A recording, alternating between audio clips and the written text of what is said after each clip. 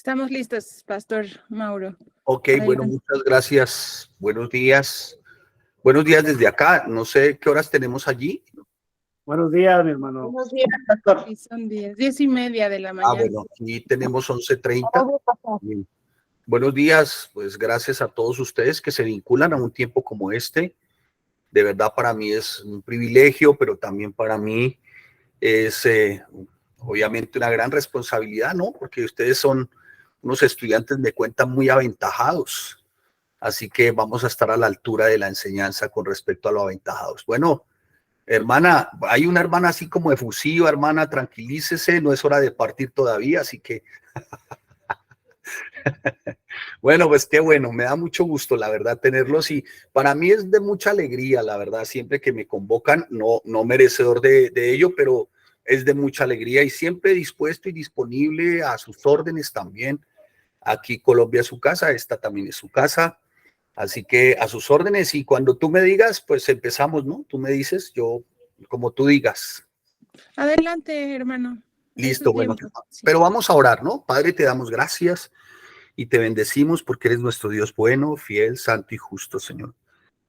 Gracias por tu gran misericordia para con cada uno de nosotros, porque nos permites una vez más a través de tu palabra seguir siendo edificados, seguir siendo restaurados, pero también, bendito Rey Santo, seguir viendo tu gracia infinita, Señor, tu amor, Señor, para con cada uno de nosotros.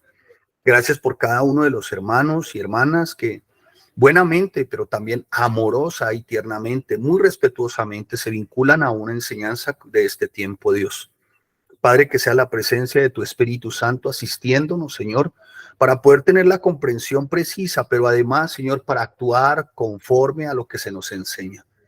Padre, que por sobre todas las cosas guardemos nuestro corazón, por sobre toda cosa guardada, de ser meramente oidores, Señor.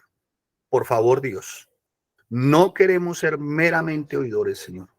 Llévanos, bendito Rey Santo, y esto por el poder de tu palabra y por la asistencia de tu Espíritu Santo en nosotros, a ser hacedores. Esto te lo pedimos en el nombre de tu Hijo amado Jesucristo. Gracias te damos, Padre. Gracias, Señor. Amén y amén. Muy bien. Pues, Amén. buenos días a cada uno de ustedes. Y bueno, para hoy en nuestra clase máster, pues tendremos un tema bien especial que tiene que ver, ¿no?, con el liderazgo espiritual en la iglesia, pero que está basado en lo que hemos titulado para hoy el vínculo perfecto. Un vínculo perfecto. O sea, si usted le quiere colocar un título a su enseñanza de su asignatura para el día de hoy, es un vínculo perfecto. Y vamos a verlo ciertamente, y para ello tenemos que acudir a la palabra de Dios. Así que por favor abra su Biblia en Primera de Corintios y vamos a estar leyendo entonces desde el capítulo 13, versículo 1. ¿Sí? Y vamos a ver qué es lo que nos está diciendo el Señor a través de su palabra de lo que significa el vínculo perfecto. Bien. ¿Tienen Biblia? ¿Alguien trajo Biblia? Todos. ¿Sí? ¿Todos? ¿Estás segura, hermana, que todos? Bueno, muy bien.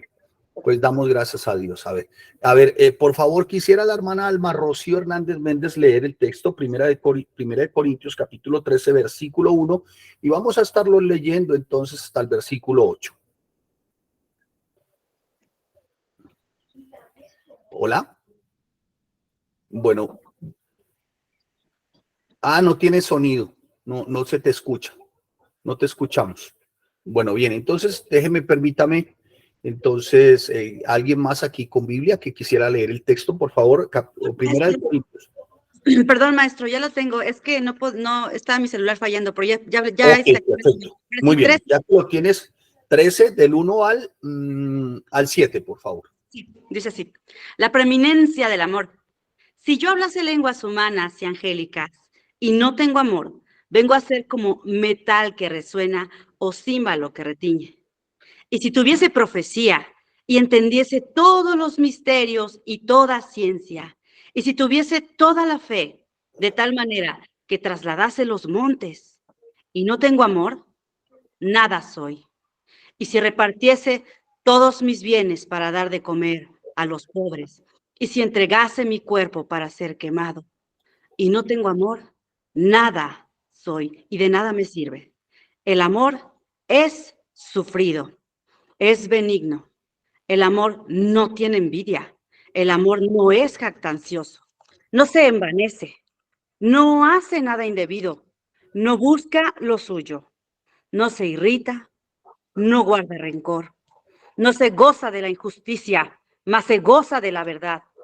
Todo lo sufre, todo lo cree, todo lo espera, todo lo soporta. El amor nunca deja de ser, pero las profecías se acabarán y cesarán las lenguas y la ciencia acabará. Muy bien. Bueno, hermana, muchas gracias. Qué tremenda lectura, ¿no? O sea, por un momento me sentí como en medio de una declamación de un bonito poema. Pues eso es realmente. Sin embargo, lo que el apóstol Pablo no nos está señalando ciertamente, no señala el apóstol Pablo, es como de alguna manera no está señalando como una especie de tratado sobre el amor o sobre un tecnicismo sobre el amor o tal vez sobre un ensayo sobre el amor. Vamos a ver por qué el apóstol Pablo está escribiendo de esta manera. Muchos hemos acudido a este texto. Muchos han acudido a este texto, muchos inclusive de memoria se saben el texto, pero muchas veces como no contextualizamos, no tenemos como la claridad del por qué el apóstol Pablo está escribiendo de esta manera. El propósito del apóstol Pablo no es darnos un análisis, vuelvo y le repito, como técnico del amor, sino darnos a conocer el amor desde sus partes más pequeñas para que podamos entenderlo con más facilidad y aplicar su rico y especial sentido a nuestra vida y sobre todo a nuestra vida como cristianos, como miembros vivos y activos del cuerpo de Cristo. Esto es la iglesia. El propósito realmente de Pablo aquí no es simplemente instruir a los corintios, sino cambiar sus hábitos de vida. Vamos a verlo por qué. Para ello voy a acudir a un contexto muy breve históricamente hablando con respecto a los corintios, para que ustedes y a mí nos quede mucho más claro por qué el apóstol Pablo escribió esto y qué tanto verdaderamente nosotros sabemos sobre el texto. Vamos a verlo, vamos a indagarlo. Él quería, el apóstol Pablo, que ellos midieran como cuidadosamente y sinceramente su vida con la vara llamada amor, que se midieran, que la medida de ellos como creyentes fuese verdaderamente el amor. Entonces, aquí el apóstol Pablo no está pintando un cuadro de amor, ¿no? En el que Cristo está como sentado, ¿cómo se diría? Como un pragmático modelo. No, el apóstol Pablo no está acudiendo al arte, no. El apóstol Pablo está acudiendo ciertamente, ¿no? Con énfasis a enseñarnos qué significa el amor y por qué. Vamos a verlo. Vamos a ver el por qué Pablo escribió eso. Acudamos, por favor, entonces, a un breve contexto histórico. Esto es a la iglesia de Corinto. ¿Qué estaba ocurriendo en la iglesia de Corinto? ¿Qué era la iglesia en Corinto? ¿No? Y lo primero que tenemos que darnos cuenta, ciertamente, es que Corinto en aquella época era una ciudad, digámoslo, como cosmopolita, como decir en México, el Distrito Federal, sí, que es supremamente grande, creo que son 100 millones de habitantes, sí, cosmopolita, donde van muchísimas personas y por sobre todo este tiempo de muchas otras naciones. Entonces, Corinto era una ciudad cosmopolita, ¿no? Principal en aquella época y contaba con un muy buen puerto comercial, era una ciudad muy destacada comercialmente, digamos que financieramente era muy próspera también. También se caracterizaba por estar llena en aquel tiempo de idolatría, de inmoralidad, ¿no? De todo tipo de depravación, de humanismo. Eso era Corinto en la época, ¿sí? Y la iglesia estaba compuesta mayormente por aquellas personas, ¿no? Que habitaban en Corinto, o sea, gentiles conversos, se habían convertido a Cristo, ¿sí? Eso era la iglesia en Corinto en aquella época. Y Pablo, de alguna manera, entonces, al notar esto de la iglesia, y obviamente la iglesia estaba adoptando como ciertos modelos también de la cultura de ese momento, de ese tiempo. Claro, los corintios venían de practicar culturalmente muchos hábitos, entonces quieren como trasladarlos, pareciera ser, y esto no de manera voluntaria, creería yo, quieren trasladarlos a la iglesia. ¿Qué estaba ocurriendo entonces en Corinto? Escuche lo que estaba ocurriendo. En Corinto había deslealtad. Punto 1. En Corintio había cierto grado de inmoralidad. Punto 2. Punto 3. En Corintio había cierto grado de libertinaje. Punto 4. Había como una especie de idolatría. Esto es de una adoración errónea. Y punto 5. Estaba corriendo a través de la iglesia en aquella época una herejía. ¿Cuál era la herejía? Que Pablo tiene que entrar de alguna manera a corregir y a ser vehemente y estricto en su enseñanza. ¿Cuál era la herejía? Que de alguna manera algunas personas negaban que Cristo hubiera resucitado de la muerte. Otros consideraban, ¿no?, que sencillamente no había resurrección, sino que la muerte física y era la aniquilación. Y realmente cuando nos damos cuenta, pues no es cierto, es todo lo contrario, porque la esperanza de resurrección forma parte ciertamente de nuestra sana doctrina. Nosotros creemos en Cristo resucitado, nosotros creemos en la resurrección de Cristo que nos asegura que cuando partamos y cuando gobernemos juntamente con Él, tendremos cuerpos nuevos y seremos vivificados después de que hayamos muerto. O sea que mire la herejía tan grande en la que estaba cayendo la iglesia en Corinto. Entonces, 5 aspectos erróneos, 5 males que estaba viviendo la iglesia en Corinto. Primero, deslealtad. Punto 2, inmoralidad. Tercero, libertinaje.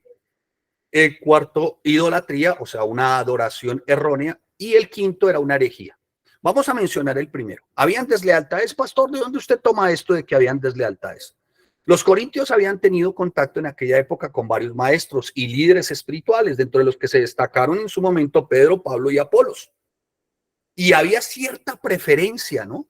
Entonces, si el uno era de Apolos, pareciera que no iba a ser fiel a Pablo, y si era de Pablo, pareciera no ser fiel a Pedro. Entonces, esto creó como un espíritu de división en la iglesia.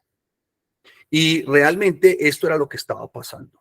Ahora bien, aunque nuestra lealtad es con Cristo, también debe de mantenerse una lealtad respetuosa con aquellos que han sido nuestros mentores y nuestros líderes en su momento.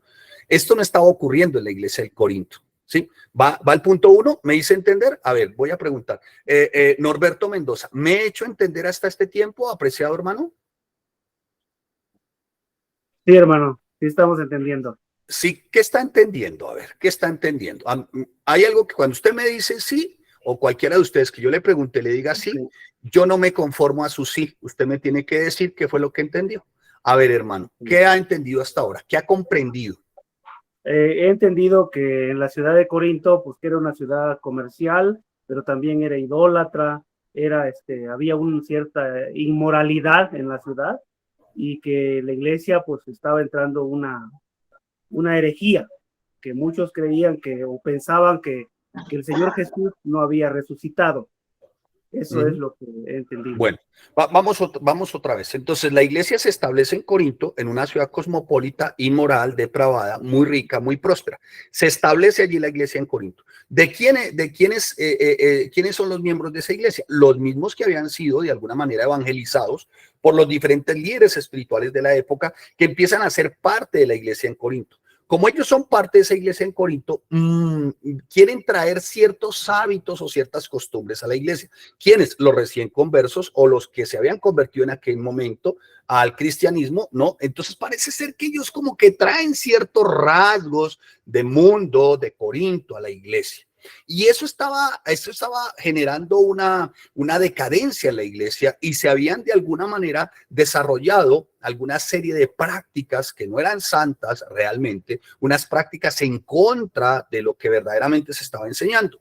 ¿Y qué estaba ocurriendo? Que en la iglesia en Corinto, ¿no? Como venían estos hermanos que se habían recién conversos y se han convertido de Corinto, estos hermanos estaban generando una serie de inconvenientes al interior de la iglesia. ¿Cuáles eran esos inconvenientes? El primero, deslealtad. El segundo, inmoralidad. El tercero, libertinaje. El cuarto, idolatría, esto es una adoración errónea. Y el quinto, pues había una herejía.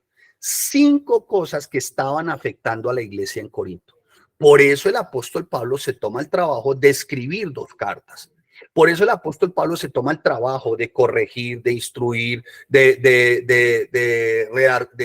corregir, de instruir, de exhortar, ¿no? Porque estaban ocurriendo 5 cosas que los creyentes pareciera, ¿no?, querían como adoptar dentro de la iglesia. La primera de las cosas negativas, malas, era la deslealtad. La segunda, la inmoralidad. La tercera, había cierto libertinaje. La cuarta, había una idolatría, esto es una adoración errónea. Y la quinta, había una herejía. Vamos con la primera. La primera es la deslealtad. ¿Qué ocurría? Los corintios habían tenido habían sido enseñados por diferentes líderes espirituales de la época. ¿Quiénes? Pedro, Pablo, Apolos. Y algunos tenían ciertas preferencias por otros, como ocurre hoy en el pueblo cristiano, ¿no? ¿Quién va a predicar mañana, por ejemplo, en su iglesia? Y depende de quién vaya a predicar en la sede, pues es la concurrencia. No debiera de ser así, hermanos. Esto estaba ocurriendo en la iglesia en Corinto, hermanos. Un poco de atención a esto. No se las bueno, yo hablo un poquitín claro, no mucho. Trato de no afectarlos a ustedes, hermanos, para que me vuelvan a invitar, porque si digo alguna serie de palabras, de pronto ustedes se incomodan y se van de la iglesia, y de pronto el pastor Armando me llama la atención, o el pastor David Alducin, o el pastor Alejandro, y de pronto ellos me llaman la atención y me dicen, hermano, por favor, que no les caiga tanto el 20 a los estudiantes, porque se nos van, ¿no? Así es el 20 o el 30, una cosa así. Bueno, en fin, hermano, no nos las demos de hipócritas. No podemos actuar hipócritamente. Llamémonos a ser sensatos y sinceros, ¿sí? Esto estaba ocurriendo en la iglesia en Corinto, y de esto no es ajena a la iglesia hoy. La iglesia hoy, muchos preguntan primero quién va a predicar, y depende del predicador, ahí está el auditorio. Si no es el predicador que de pronto más les agrade, compagine con ellos, o lleve corbata o no lleve corbata, o en fin, entonces no es de su agrado, no asisten a la iglesia, ¿no? Esto es desleal, hermano. Eso se llama deslealtad. ¿A quién? A la palabra de Dios, porque venga de quien venga, la palabra de Dios es la poderosa, no es el ser humano. Entonces, si tus ojos están puestos en la persona cuando se trata de la palabra, tu motivación es incorrecta, o sea, tu motivación no es Cristo. No seas hipócrita. Segundo aspecto. El segundo aspecto que se estaba viendo ayer era la inmoralidad, el aspecto negativo. ¿Recuerdan ahí en 1 Corintios capítulo 5, versículo 1, lo que estaba ocurriendo en la iglesia en Corinto? Mire, 1 Corintios capítulo 5, versículo 1. ¿Quién lo lee, por favor? Yo para hablar solito, no, hermanos, necesito que interactúen y que por favor no pongan esas caras de momias egipcias, porque esto se trata de interactuar, hermanos, sí, interactuar. A ver, hermana Liz Yardón, con el respeto al apreciable estudiante, quisiera por favor leer 1 Corintios capítulo 5, versículo 1. Sí, pastor. Dice, en efecto, se oye que entre ustedes hay inmoralidad, y una inmoralidad tal como no existe ni siquiera entre los gentiles, al extremo de que alguien tiene la mujer de su padre. ¿Qué tal estos? ¿En dónde estaba ocurriendo eso? Perdón, pregunta. ¿En la ciudad o en la iglesia? En la iglesia. En la iglesia. Tremendo. Mira, dice, de cierto se oye, o sea, hay una afirmación que es clara, que hay entre vosotros fornicación, y tal fornicación cuando ni se nombra entre los gentiles, tanto que alguno tiene la mujer de su padre. Mire cómo el creyente, ¿no? En ese momento quería como persistir en los hábitos que muy seguramente, ¿no?, ya habían abandonado, pero que querían volver a permear la iglesia y querían volver a estar en sus hábitos, ¿no?, como cristianos. Entonces Pablo recibe este informe acerca de un pecado sexual no corregido en la iglesia, y la gente había crecido indiferente a la inmoralidad. Hermanos, esto no ha de ser en la iglesia de hoy, aunque pareciera que muchos son indiferentes frente al pecado. Hermanos, no puede haber en medio de nosotros inmoralidad sexual, ningún tipo de impureza sexual, porque a eso no nos llamó el Señor, ¿no? Así que no podemos tener conceptos cerrados de lo que significa vivir moralmente, guardando nuestros cuerpos para que estén listos para servir a Dios en todo tiempo. O sea, varón, ¿cómo miras? Damita, ¿cómo miras? ¿Cómo piensas? ¿Cómo sientes? Por favor, los cristianos no debemos de comprometernos con ideas ni prácticas pecaminosas. Ustedes y yo debemos de vivir de acuerdo a las normas morales de Dios y no pasar por alto las conductas inmorales. Aunque muchos las acepten, usted no puede pasar por alto las conductas inmorales. Eso estaba ocurriendo en la iglesia. Lo otro que estaba ocurriendo en la iglesia es que había un libertinaje. El libertinaje consistía ciertamente, sí, y lo menciona el apóstol Pablo en su momento, ¿no? ¿Acaso lo mencionas en Romanos? Pero sin embargo, la práctica de Pablo y el llamado de Pablo es a no seguir pecando a pesar de la gracia. Algunos se consideran libres en Cristo y sin embargo abusan de su libertad cristiana. Hermanos, no debemos de motivar a otros ni que actúen a un libertinaje, ni nosotros permitirnos ese libertinaje. Debemos ajustarnos a las sanas palabras para vivir conforme conviene en el Señor. Y les voy a decir por qué, santos y santas de Dios, ya que me ven. Algunos no me quieren ni ver. Yo les entiendo. Yo también no. A mí no me gustaría ver un predicador como yo. Pero escuchen, amados santos, siempre alguien nos va a estar viendo. Nunca se le olvide eso. Siempre alguien nos va a estar viendo. Sean muy cuidadosos, hermano. Y esto no para que sean fariseos ni hipócritas. No, para que sea una conducta de Dios verdaderamente, el que obremos íntegramente. Siempre alguien te va a estar viendo. Siempre, hermanos. Y si no hay alguien en esta tierra que te está viendo, tiembla. Si vas a ser un inmoral o si vas a ser un libertino, tiembla. Porque Dios siempre tiene su ojo abierto. Una de dos. O corriges tu conducta porque otros te ven, o corriges tu conducta porque tiemblas, porque el Dios de lo alto sí te ve. ¿Claros? ¿Vamos bien? Muy bien. Sigamos. Lo otro que estaba ocurriendo era que había idolatría. La idolatría es una adoración errónea. Y Pablo se enfoca ciertamente, ¿no? En que pareciera ser que ese tipo de idolatría o ese tipo de adoración se estaba dando al interior de la iglesia. Y de hecho se nota en la cena, ¿no? En la cena del Señor. Muchos llegaban ahí sin confesar su pecado, se estaban usando mal los dones espirituales, había como una serie de confusión en cuanto al papel de la mujer en la iglesia. Bueno, muchas cosas estaban ocurriendo. Amados santos, si usted dice, y cada una de ustedes dicen adorar a Dios y no ser idólatras, pues amados, debemos de llevar no solamente de palabra vida o de adoración, sino que nuestra vida completa debe ser de adoración. Escuche, muchos van a la iglesia con este pensamiento, de acuerdo a la forma del culto, ¿no? Entonces, punto 1 del culto, adoración. 2, las ofrendas. 3, la predicación. Bueno, esa es la forma del culto y está bien, no está mal, no sé si la practiquen así, cómo la desarrollan, pero escuche, adoración no son las canciones, adoración no es la música, adoración es tu vida. Y adoración no es del domingo, la adoración es lunes, martes, miércoles, jueves, viernes, sábado. ¿Me estoy haciendo entender, santos de Dios? ¿Sí? ¿Voy bien? No veo aquí quién más está, entonces no he preguntado quién más está, pero no sé cómo ver desde acá no sé cómo ver a los demás desde acá, pero voy a tratar a ver de ver por aquí un listado, porque muy diferente el Zoom al Meet. Bueno, a ver, Guadalupe González, ¿me estoy haciendo entender? Ole. No Sí. está. Sí, se está haciendo entender. Sí. ¿Qué me estoy haciendo Sí. entender? Pues que la idolatría, bueno, que en este pueblo de Corintios estaba introduciendo la idolatría que estaba pasando en la iglesia con la cena del Señor, que los creyentes no estaban tomando las cenas sin confesar sus pecados. También nos está explicando que el culto es ese orden de adoración, pero no es la música, sino es con nuestra vida, con Bien. nuestro diario vivir a Dios. Okay. Dicho eso, entonces el punto 5 era la herejía, y ya mencioné la herejía en qué consistía, que no tenían en cuenta que fuese la resurrección de Cristo, que Cristo hubiese resucitado, o consideraban que pues además de eso el ser humano no iba a resucitar, ¿no? Después, sino que después de la muerte venía una aniquilación completa, lo cual no es cierto. Porque realmente nuestra esperanza de vida como cristianos, ¿no? Es la resurrección. Es saber que volveremos a vivir después de muertos, ¿no? Y que estaremos juntamente con Cristo, que pasaremos la eternidad con Él. En eso consiste nuestra verdadera esperanza. Nuestra esperanza no es otra, sino vivir con Cristo por la eternidad. Bien, ya hemos mencionado ciertamente, permítanme así entonces, he hecho una contextualización, espero que me dé el tiempo, estos otros 33 minutos, el tiempo vuela, ojalá fuese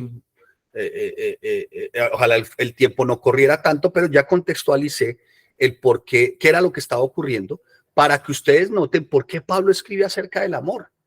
Porque es que algunos ven este texto del amor como una porción poética, como romántica, ¿no? Y aparte de eso, como se ha prostituido la palabra amor, muchos creen que es un sentimiento, y les voy a decir algo, santos y santas de Dios, el amor no es un sentimiento, el amor es un fruto del Espíritu Santo.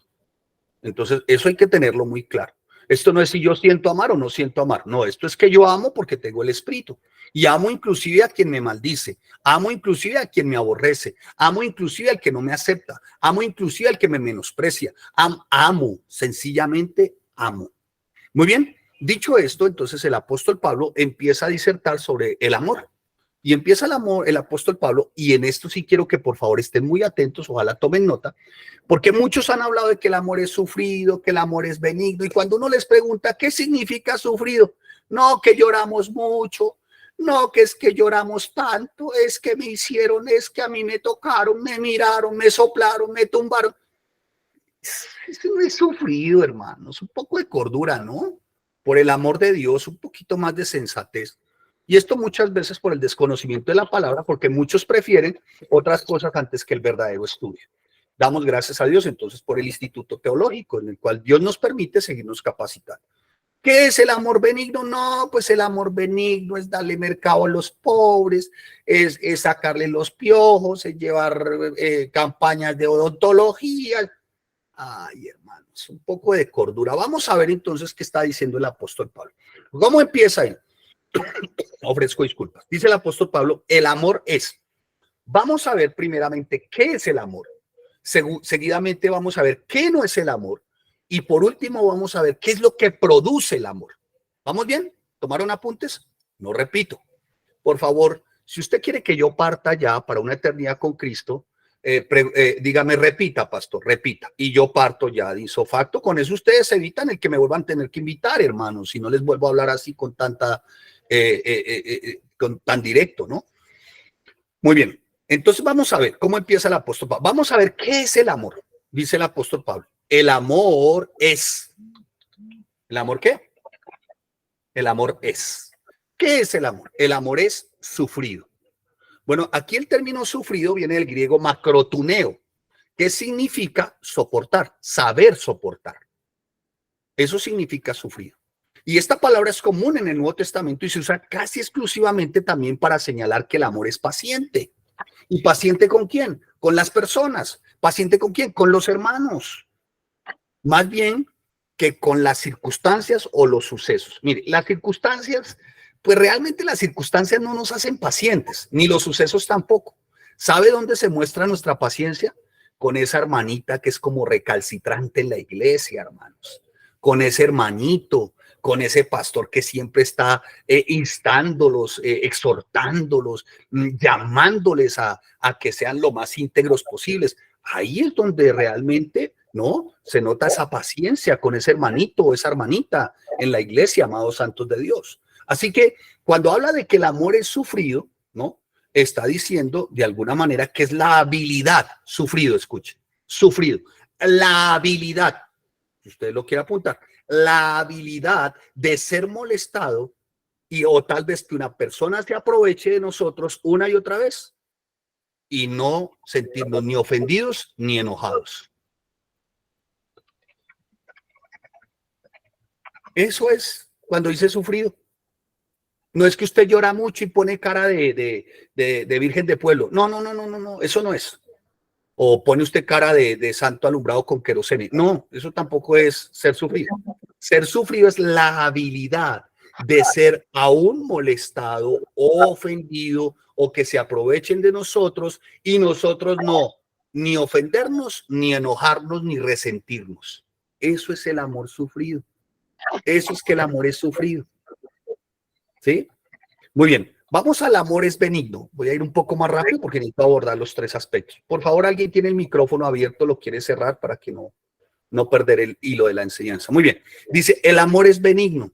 Muchos creen que el amor es benigno es poner cara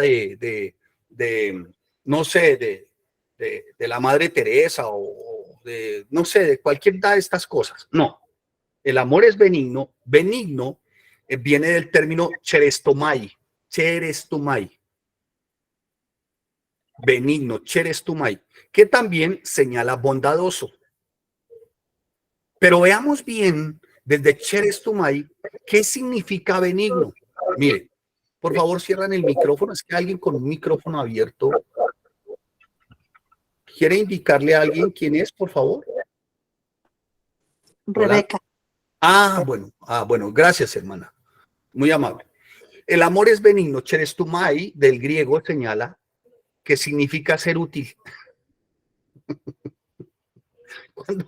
Cuando yo empecé a estudiar, yo decía, pero ¿cómo así? A mí, de chiquito espiritual, uno veía benigno y uno creía que era poner cara de santo alumbrado con querosene. No, o que era ir y sacarle los piojos a otro, llevar campañas de odontología o regalar mercados. No, eso no es benigno. Benigno, cherestumai, significa ser útil, significa ser servicial, significa siempre tener una voluntad activa para servir a otros. No es solo sentirse generoso, sino también ser generoso. No solo es desear el bienestar de otros, sino que trabaja también por otros.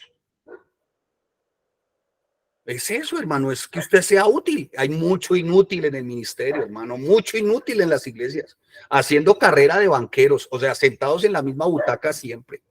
Es más, hasta la tienen separada, la han ungido hasta con aceite para que nadie se las toque. Por favor, por el amor de Dios, un poco de cordura, hermanos. Estoy tratando de ser lo más noble y sensible posible para no ir a herir susceptibilidades. Por favor, no se vayan de la iglesia por lo que les estoy diciendo. Sí, por favor. Ok, sigamos. Muy bien.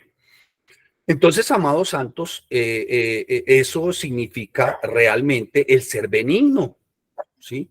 Es desear, sí, el bienestar de otros, pero trabajar por el bienestar de otros. Pregunta a propósito, ¿cómo estás vinculado tú en tu ministerio a favor de otros? ¿Cómo para qué sirves o qué? ¿O lo tuyo es tu banca? Ya está separada, ya está ungida, que nadie me la toque, porque pues ni modo, ¿no? No, vamos a ver, hermanos, vamos a ver. Vamos a ver por qué el apóstol Pablo, entonces, ya vamos viendo por qué el apóstol Pablo estaba hablando así. Sí, ya van notando por qué el apóstol Pablo escribió. ¿Se acuerdan lo que estaba pasando en la iglesia en Corinto? Sí.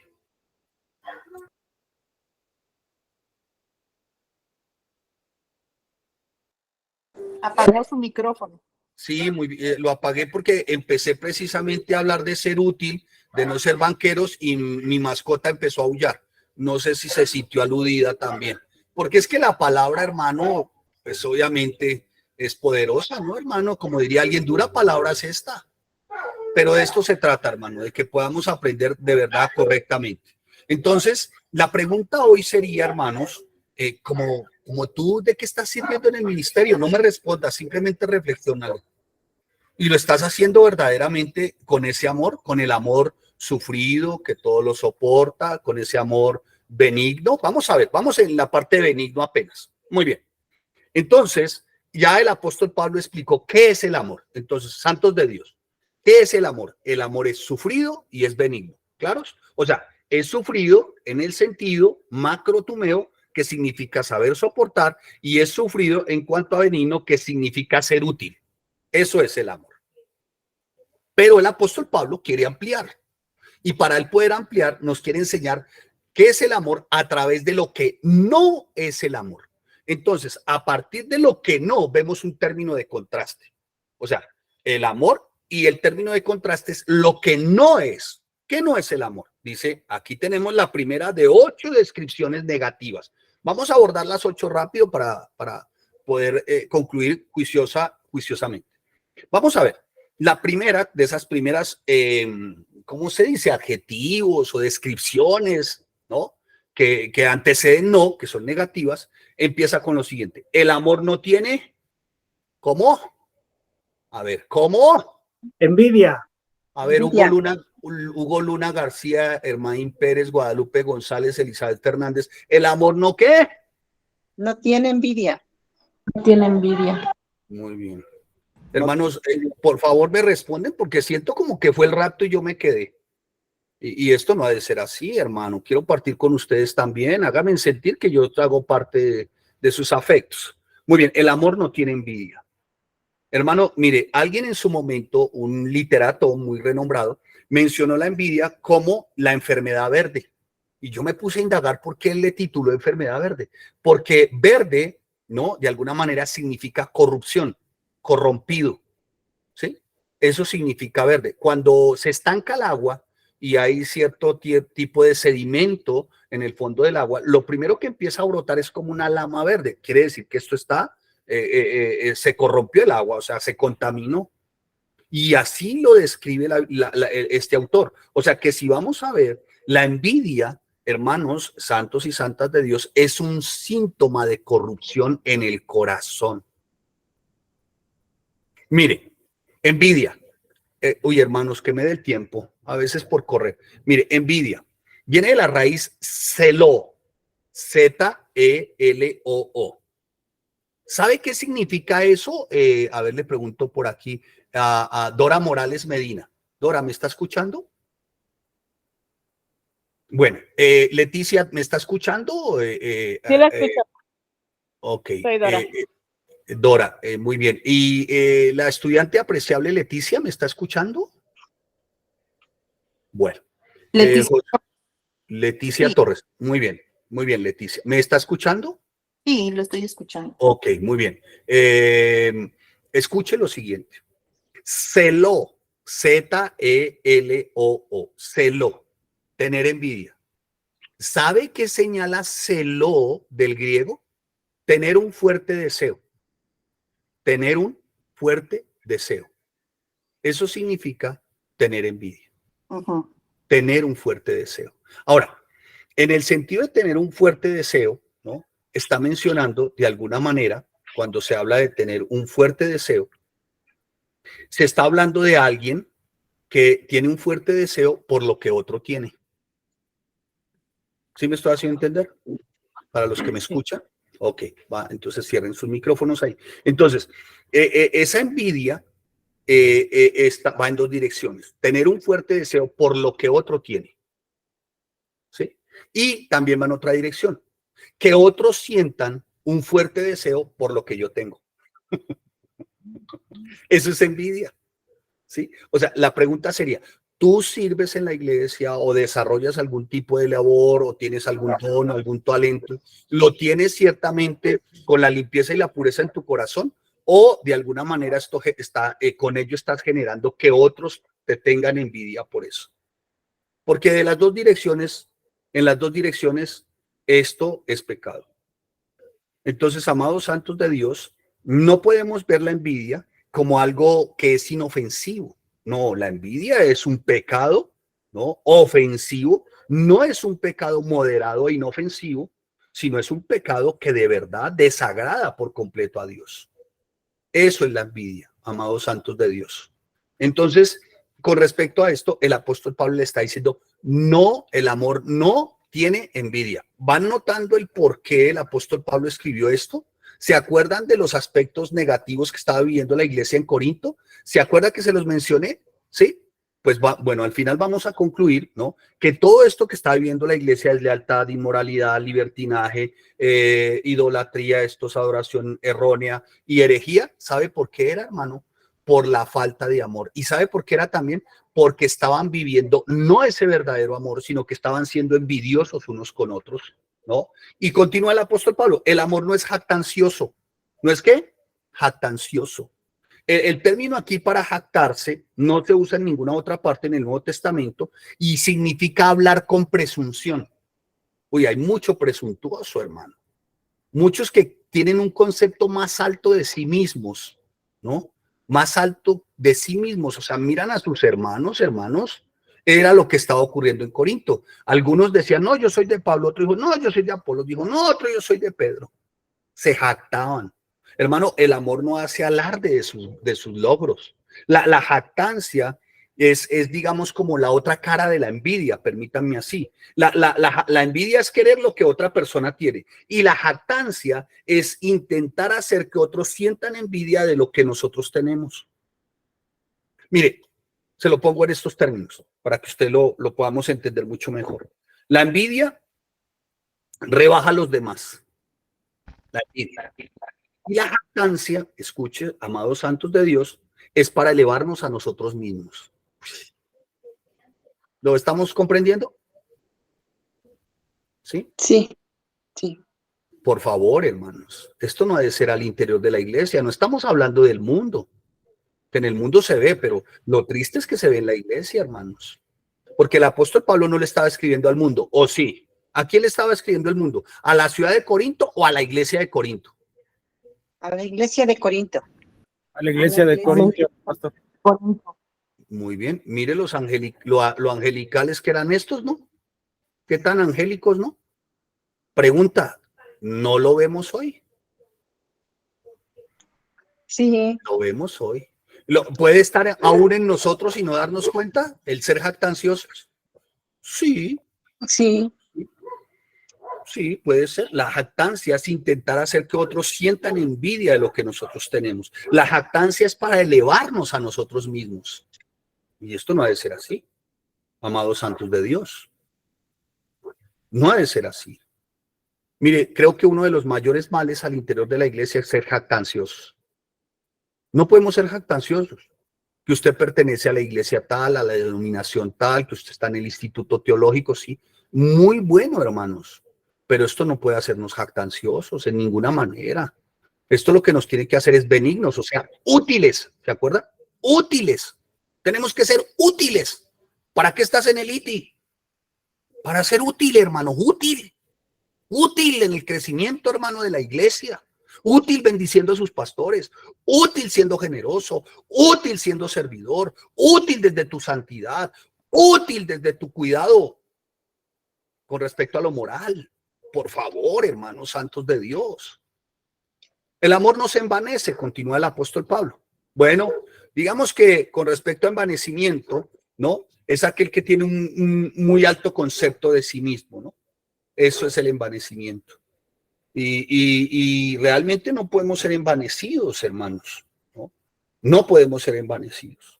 ¿Por qué? Porque ese envanecimiento genera contiendas. Y eso era lo que vivía la iglesia en Corinto. Estaban envanecidos. Uno decía, yo soy del ministerio de Pablo. El otro decía, yo soy de Pedro, yo soy de Apolos. Hermanos, envanecidos.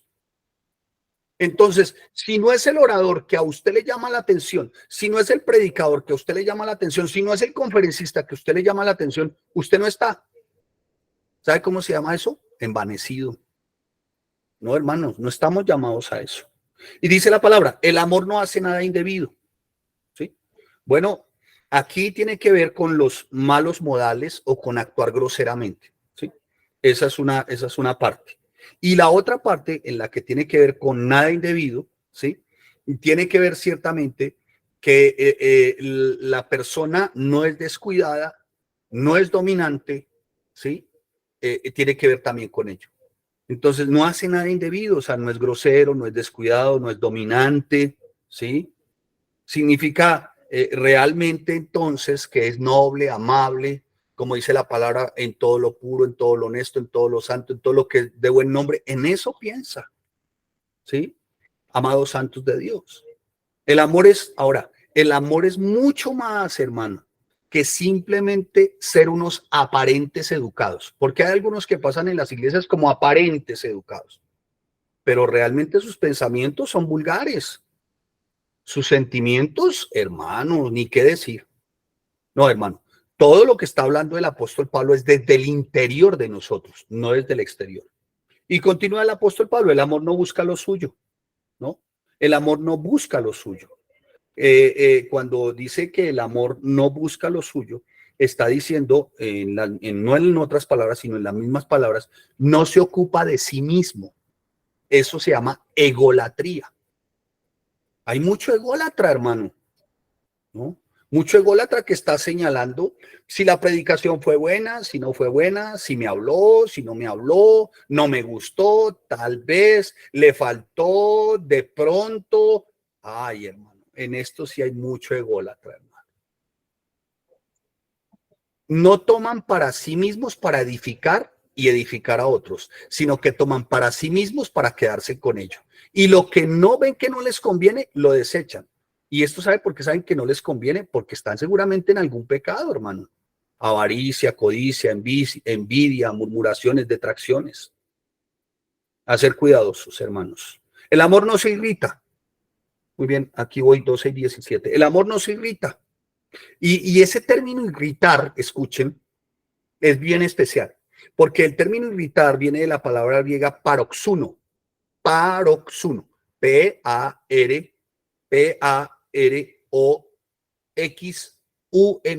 paroxuno. ¿Sí? ¿Qué significa? Escuche, o viene de la raíz, es la raíz de la palabra paroxismo.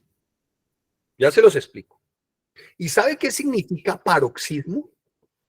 Convulsión o un arrebato repentino. Hermanos, muchos actúan con arrebatos y convulsiones repentinas porque no les gusta o no les agrada algo. Son esos enojos o disgustos provocados por cosas que nos dicen o nos hacen. El cristiano está llamado a no dejarse provocar. El cristiano está llamado a no irritarse. ¿Sí? Algunos se irritan incluso hasta porque les tocó la banca del fondo y balbucean y como dice, y rezongan. Y continúa el apóstol Pablo, el amor no guarda rencor. Es un término, ¿no? El término rencor, mire que es bien especial, la palabra es muy linda, porque mira lo que dice el término rencor, viene del griego logizomai con Z, logizomai. ¿Sabe qué significa? El término logizomai en tiempo antiguo, en tiempo de los griegos, se utilizaba, ¿no? Para calcular o llevar las cuentas, ¿no? En un libro.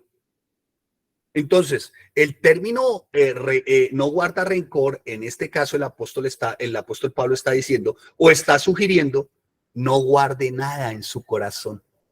Deje de estar escribiendo en el libro de su corazón para después cobrar. Ay, santos de Dios, es que hermano, como a muchos no les interesa el estudio, hermano, mantienen en infantiles espirituales, pero cuando dice no guarda rencor, ¿no? Está diciendo, mire, deje de estar apuntando todo lo que le hacen, como si usted fuera la virgen del pueblo, como si usted fuera el santo con querosene al que todo el mundo le hace mal y usted guarda a ver cuándo puede cobrar. Eso significa no guardar rencor. O sea, guardar rencor. ¿Puedes repetir, hermano? Es un término que se usaba, guardar rencor, logizomai, que se usaba para dar a entender que se anotaban y se llevaban cuentas en un cuaderno. Hermano, así hay mucho cristiano, ¿no? Cuando alguien dice rencor, dice, no, yo rencoroso, no, líbrame, Señor, y la Virgen de Chiquinquirá, que me libren de ser rencoroso. Bueno, Virgen de Chiquinquirá es un pueblo acá cerquita, pero allá será la Virgen de no sé qué, en fin, pero líbrame, Señor, de guardar rencor. ¿No guarda rencor? Ay, hermanos, hay más de uno que lleva apuntando todo, para después sacar el argumento y abandonar su iglesia, abandonar la misión y hablar indebidamente de sus pastores. Todo lo apuntan, hermano. Eso significa guardar rencor. Y el Nuevo Testamento, de alguna manera, nos lleva ciertamente también, ¿no? Y nos lo menciona, por ejemplo, en Hechos, en el capítulo 3, se nos dice que Cristo borró nuestros pecados, o sea, por su sangre fueron borrados todos nuestros pecados. ¿Usted se imagina donde Cristo hubiera llevado una libreta de apuntes por cada uno de ustedes o de nosotros? ¿Cuántas libretas hubieran gastado en ti, Jesús Bernal, por ejemplo? ¿Cuántas libretas hubiese gastado Cristo en ti, Norberto? Muchísimas, pastor. ¿2 hojitas nomás? Bueno, gloria a Dios. Muchísimas libretas. Muchísimas, hermano. Muchísimas. Pero nosotros muchas veces sí llevamos los apuntes y llevamos las cuentas, a ver a qué horas pasamos factura, a ver a qué horas no. Tratamos de hacer justicia por nosotros y cobrar revancha y algún tipo de venganza.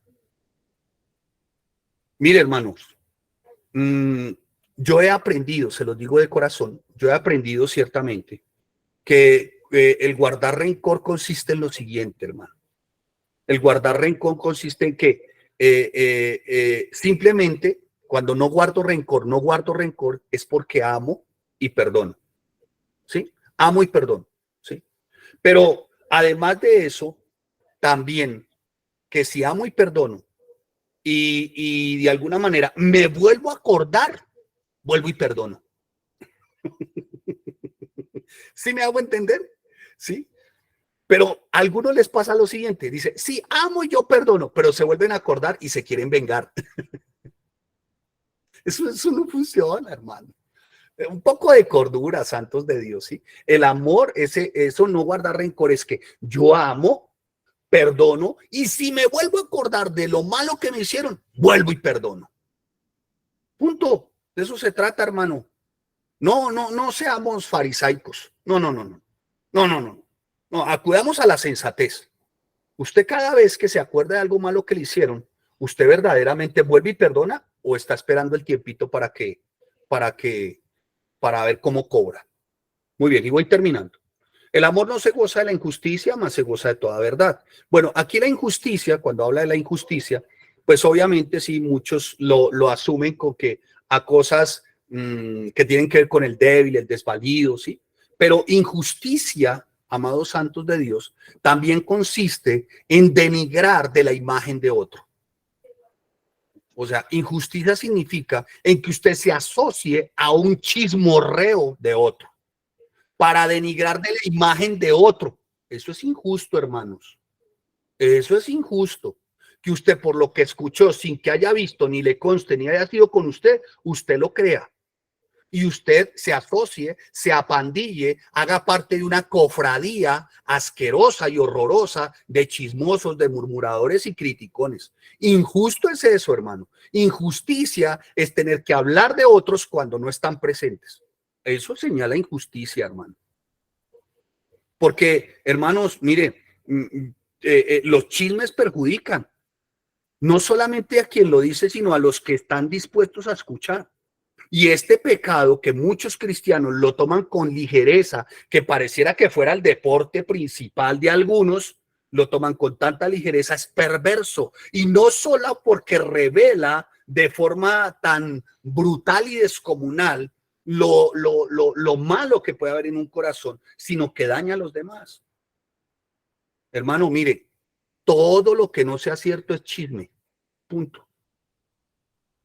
Y eso es actuar injustamente, hermano. Eso es injusticia. Todo esto que tiene que ver con chisme es desfavorable. Todo esto que tiene que ver con chisme daña, hermano. Así que no se hagan ustedes societarios del chismoso, hermano. Por el amor de Dios. Eso es ser injusto. Hablar de otro que no está presente. Por favor, amados santos de Dios. Hay que ser muy cuidadosos. Razón. Ahora, usted puede ser muy virtuoso, muy calificado, muy santo. Escuche, aún y aunque usted sea virtuoso, muy calificado y sea muy santo, de usted se va a decir mal. Porque no falta el chismoso, porque no falta el murmurador, el criticón. ¿Qué va a hacer? ¿Qué va a hacer? ¿Sí me estoy haciendo entender, santos de Dios? Mire, esto me lleva a unas líneas que también vi por acá. Permítanme un segundito, aquí estoy. De un libro, de un autor, de un literato reconocido. No le doy el nombre para que usted, pastor, luego no vinimos aquí a la Biblia porque nos menciona literatos. Ay, hermanos, un poco de cordura, solamente para ampliar un poquito y que tengan comprensión. Mire lo que le dice su hermano Laertes a su hermana Ofelia. Le dice, cuidado, Ofelia. Ay, Ofelia, ten cuidado, hermana mía, le dice en esta obra de teatro. Ten cuidado, hermana mía. Mantente en retaguardia del cariño, no te exponga al peligro del deseo. La más recatada, virtuosa y virgen aún no se escapa de la calumnia. William Shakespeare en su obra Hamlet, ¿no? Mire que hasta los literatos, yo no sé si era creyente o no era creyente, no estoy interesado en eso. Lo único que les estoy diciendo, amados santos de Dios, es que mire que hasta los literatos y grandes eruditos de las letras consideran, escuche, la calumnia, el chismorreo y la difamación como algo horrible, horrible. Y me llamó también poderosamente la atención cuando llamaron a una serie de ¿cómo se llama? De estos monjes tibetanos, y los monjes tibetanos escribieron 7 pecados capitales. Y en una oportunidad le preguntaron a uno de esos monjes, oiga, ¿y usted por qué dentro de los pecados capitales no colocó el chismorreo, la calumnia o la difamación? Dijo, no, porque eso es normal. No lo consideran un pecado. Dijo, no, eso es normal en la humanidad, eso no es pecado. Y muchos en la iglesia lo consideran así, hermano. Mucho cuidado, hermano, mucho cuidado.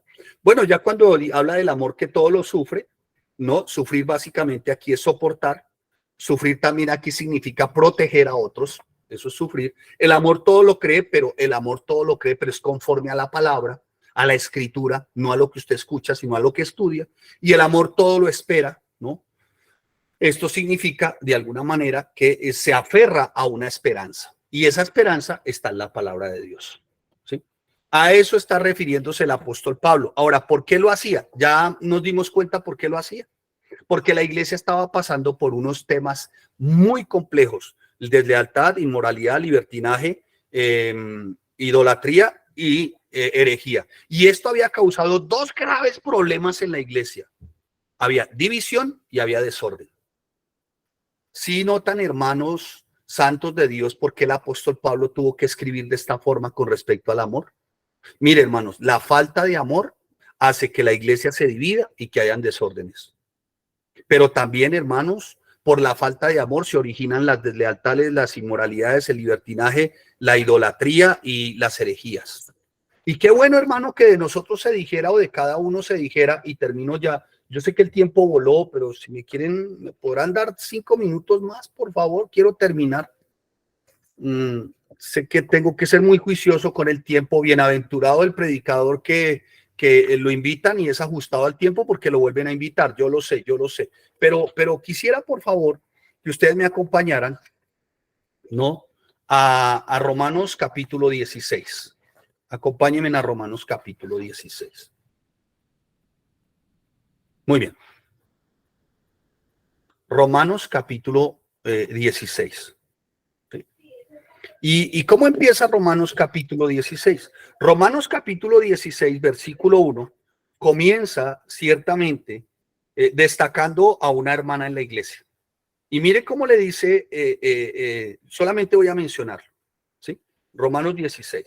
Dice: os recomiendo además nuestra hermana Febe, la cual es diaconisa servidora de la iglesia en Cencrea.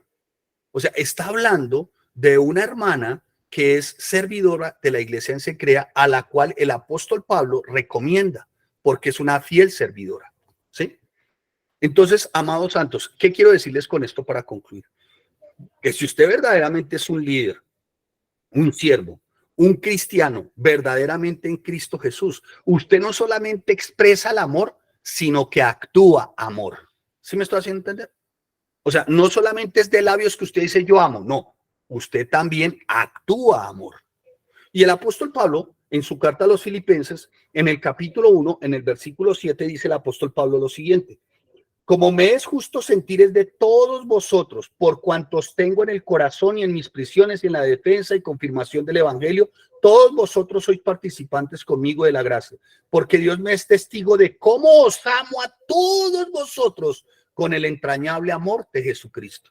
Hermano, este debe ser el mismo sentir en usted y en mí: amar a nuestros hermanos con entrañable amor.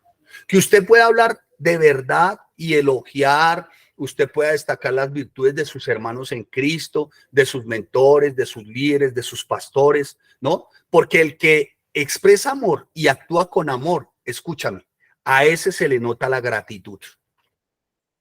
¿Sí me dice entender? El que expresa amor y actúa con amor, a ese se le nota la gratitud. Y sabe que Pablo es un actor vivo de ser agradecido. Vivo de ser agradecido. Filipenses capítulo 1, versículos 7 y 8. Vivo de ser agradecido. Mire, las personas que aman están llenas de gratitud y lo expresan abiertamente. ¿Cuándo fue la última vez que usted le dijo a su pastor gracias? No, estoy orando por él, estoy orando por él. Él sabe que yo oro por él. No, hermano, cuando se acercó y lo miró a los ojos y le dijo: pastor, regálame un segundo. Y no para pedirle consejería, y para esas consejerías donde usted le cuenta desde chiquito cómo su mamá le pegó con una olla y cómo usted se traumó y usted dura 2 horas. No, cuando usted se presentó y le dijo: pastor, por favor, míreme a los ojos. Quiero decirle algo hoy. Gracias. Mi gratitud por su formación. Gracias por su vida. O a su mentor, o a su líder, o a su hermano en Cristo, cuando usted le dijo: oiga, hermano, gracias. Sabe que viéndole a usted es un ejemplo de servicio, porque hay muchos hermanos que sirven incansablemente y hay hermanos injustamente que los toman como si fueran lambones. Y hermano, lo que pasa es que su corazón es el servicio, pero como usted no sirve, pues le parece que el otro es un lambón. ¿A cuántos de sus hermanos cada uno de ustedes le ha dicho: hermano, gracias? Hermano, mire, gracias. O hermana, gracias. Pastor, gracias. Pastora, gracias. Al líder, no sé, hermano, no sé cuándo usted ha expresado, porque hermano, sabe, uno que dice que ama es agradecido, hermanos. agradecidos con que nos permitan estudiar. Yo también estudio. Agradecidos porque nos dan la oportunidad de enseñar, de evangelizar, de congregarnos. ¿Usted cuándo ha dado gracias por la congregación? ¿Cuándo le ha dicho, pastor, gracias por congregarnos? Ustedes no conocen las luchas internas de un pastor para mantener su congregación, pero a ninguno se le ocurre ser grato y expresarlo abiertamente. A ninguno, hermano. O tal vez son muy pocos. Muchos dicen, el pastor lo sabe que yo lo amo, el pastor sabe que yo lo quiero, el pastor. No, ¿cuándo se lo ha dicho? No, yo se lo dije, yo se lo digo seguido. ¿Cuándo fue la última vez? Hace 7 años yo se lo dije, yo me acuerdo, hace 7 años. No, hermanos, por el amor de Dios. Por favor, santos de Dios. Mire, el apóstol Pablo mostró su agradecimiento. Voy a ir rápido aquí, ya terminando, que espero no me llamen la atención, pero vamos aquí entonces, acompáñeme, mire. En Romanos, ¿qué es en Romanos 16? En Romanos 16, 3 y 4, el apóstol Pablo está hablando de Priscila y Aquila. Y está diciendo, ellos arriesgaron su vida por mí. En Romanos 16, 6 habla de María, dice, ella ha trabajado mucho por vosotros. En Romanos 16, 7 habla de Andrónico y Junías. Dice, ay, ellos son muy conocidos. Y era por su servicio. En Romanos 16, 8, escuchen, santos de Dios, está hablando de Amplias. Y dice, amado mío en el Señor. En el 16, 10 habla de Apeles, aprobado en Cristo. En Romanos 16, 12 habla de 2 hermanas. Bueno, yo no sé quién le pondría a su hija Trifena o Trifosa, pero bueno, no suenan muy bien los nombres, pero suena muy bien lo que ellas hacían. ¿Qué hacían? Trabajaban mucho en el Señor, al igual que Pérsida. Rufo también, yo no sé si a usted le hubieran puesto Rufo Norberto Mendoza, usted cómo hubiera quedado, pero bueno, no importa el nombre, lo que importa es lo que usted hacía. O Rufo Jesús Bernal, yo no sé usted cómo sería ese nombre, pero lo importante aquí no era el nombre, sino lo que él hacía. ¿Y sabe qué dice de Rufo en el 16:13? Dice, Rufo era un escogido del Señor. De Gallo, yo no sé usted qué tan gallo es, pero de Gallo se decía que era hospedador y era muy cuidador de toda la iglesia.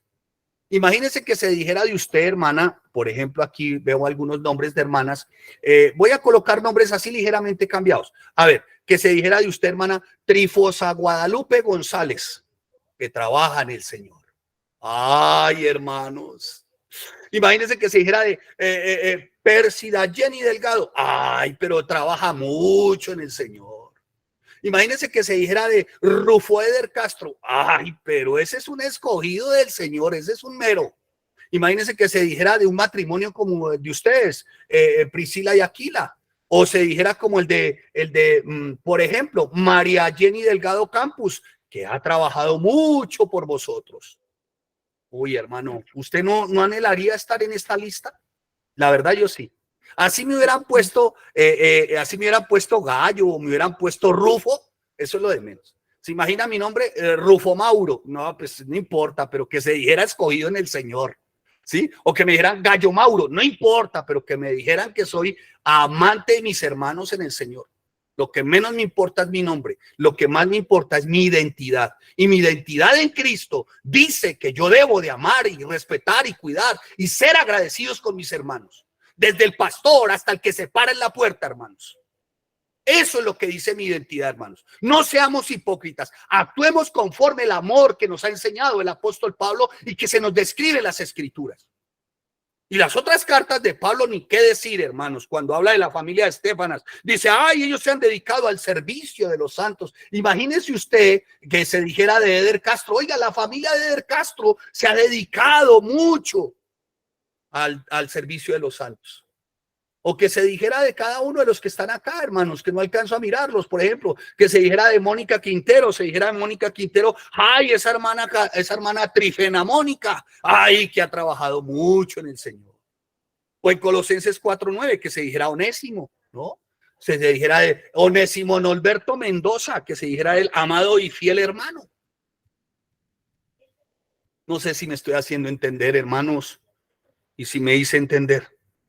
Y que se dijera de usted, Filemón Miguel Pérez Mendoza, colaborador nuestro, porque él ha consolado el corazón de los santos. ¡Hoy, hermanos!